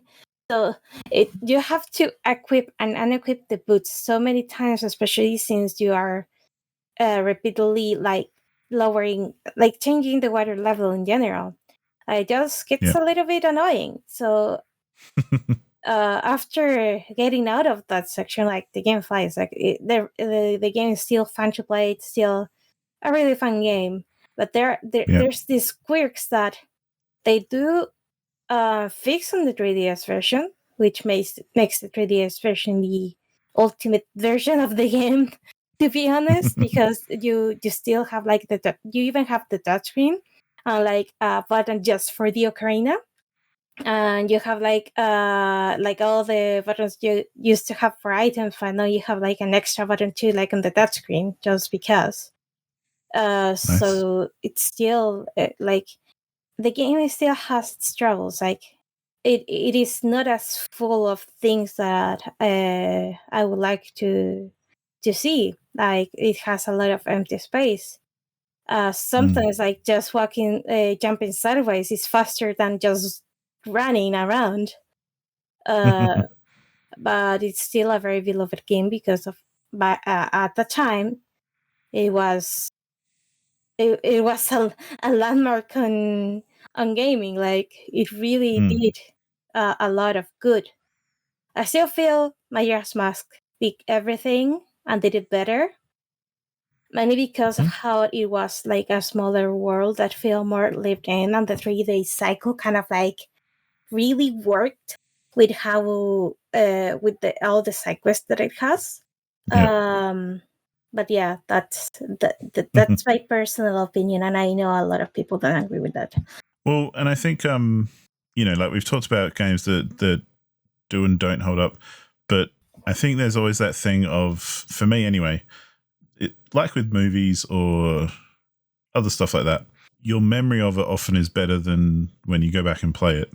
Because if you played it at the time, you'll go, oh, wow, this is new and amazing and the best graphics ever. And then you'll come back to it in like 10 years and go, oh, okay. Boy, how far we've come. And one of the examples of that for me is Donkey Kong Country, which I played on Super Nintendo when it was new. And I remember that game blowing my mind, and I loved it, and I played the hell out of it, and, totally finished it a couple of times, and spent so much time with that game, and it was the best looking game ever, and the best kind of fun gameplay game I'd ever played, and so on and so forth. And I tried it again maybe a couple of years ago, and it hasn't changed. It's still the same game, so I'm not going to say it's bad, but it's so not as impressive as it used to be. Like, all the graphics and everything are a little bit shit by today's standards. The controls are a little bit shit, but it's still the exact same game that I played, and I still enjoyed playing a little bit of it again just for like nostalgia's sake. And it didn't ruin my memory of it. It was just, it's not as good as I remember. Or things have definitely gotten better over time. Like, things have gotten more complex and better, and, we've ironed out all the smooth edges and stuff. And similarly, like one of my favorite games ever, Doom, I still like playing the original Doom in the original way it's meant to be played. And I still think it's a brilliant game, and I wouldn't change it at all, like permanently. But these days, why not play it with a, source port mod or something which gives you mouse look and better controls and kind of updates the lighting and makes everything look heaps better, because it was kind of a weird era for games anyway when Doom came out, because it's kind of like 3D but not 3D, and there was no like looking up and down. It was always just straight ahead. Yeah. So, playing it with something like the Brutal Doom mod, which I love, is fantastic, because it's still the exact same game, but they add in like heaps more gore and, detailed violence, and they give you mouse look and everything, so you can like look up and down and everything like you would in a normal first person shooter. And, just adds in so much modern kind of features to an old game that it kind of, to me, that's the better way to play it. Even though I don't think there's anything wrong with the old game. It's just, it hasn't dated, but there are better ways to play it. So that's kind of my final thought on that. But I think from what I'm gathering as well, from hearing yourself as well, Paula, is a lot of the stuff that dates games, I feel like, is when they're trying out things new that don't necessarily stick around. Yeah. Like, 3D movement controls and even 3D graphics and things, like, because some of the early 3D graphics are like, ooh, that's ugly. Yeah, they're very crunchy. They've seen better days. Yeah, it makes me wonder what kind of new stuff nowadays will fit that same category in the future, like innovative things that we think of now, like haptic feedback on our controllers and stuff. Like, is that something that in 20 years we're going to go, remember when they all tried that piece of crap? Like, I think that's an interesting thing to kind of think about, but, obviously we won't know till we know. But yeah, I'd just like to say as well to anyone listening, if you have any great games that do hold up, especially, or don't, please let us know, because I'm always keen to try things that I haven't tried especially if they're classics which are still worth playing to this day and still just as enjoyable as they always have been. And I'm sure, Paula, you're probably the same as well. Yeah. So yeah, any final thoughts on that? Like, it's funny to see like how some games that we think are like the best thing ever right now, they're probably like feel weird in a couple of years or tens of years. So yeah, even like enjoy games when you can, like in the era they come out sometimes, because they do not feel as welcoming in the future. Anyway, just play whatever. I mean, yeah, if you have fun with it, who cares, really? But all right, let us move on and have a quick little quiz before we finish for today. It's my turn to quiz you this week, Paula. Are you ready? Are you prepared? Bring it. Are you going to pull away some more and ruin my day? I don't know. Let's see. I don't know. I don't know. All right. This game, main story completion, has taken this player 4 hours and 10 minutes. Okay. Which is pretty much the average. And the note just simply says, crowns on all main worlds. Crowns on all main worlds. It is not Kingdom, right? No. The original? No. It is not. Is it crowns in all main worlds? Where games that I played had crowns? Oh yeah, it's it Box Boy. It is. Yeah. Though, do you remember the full title? Is it Box Boy or Box Boy? Nope. Box Boy. Oh my god. It's Bye Bye Box Boy. Bye Bye Box Boy, yeah. For the 3DS. Yeah, I really love that game. Like, I knew it was a Box Boy game because of the crowd, but it was like, is it Box Boy, Box Boy, or Bye Bye Box Boy? Yeah, no, that's right. You got close enough. You got Box Boy, that's fine. But yeah, most of the other comments would have mentioned crowns as the big thing anyway, so... So yeah, well done. Congratulations. Woo! 3 points for me. Yeah, I'm gonna write down. Is Bye Bye Box Boy then? Yes. That takes you to 10 points and leaving me behind on 5 points. We've had a couple of quick quizzes though lately, so yeah, we've been doing all right. But yeah, that early lead again. Let's see if I can maintain it, because next time you kicked my ass. I was a late bloomer last time, and maybe it can be again this time. But let us see. Yeah, but I think that'll do us for this week. You reckon? Yeah, that will do it. So thank you everyone for listening to us on. We're just two crazy people talking about video games, and people listen to us. Ain't that amazing? You guys are amazing. So yeah, thank you everyone. I'm going to see you on the next one. Yeah, you know what really holds up? The HLTB community. Where's wah, the... wah, wah. I was trying to... there. Yeah. All right. Yeah. Thanks for listening. Goodbye. Bye-bye.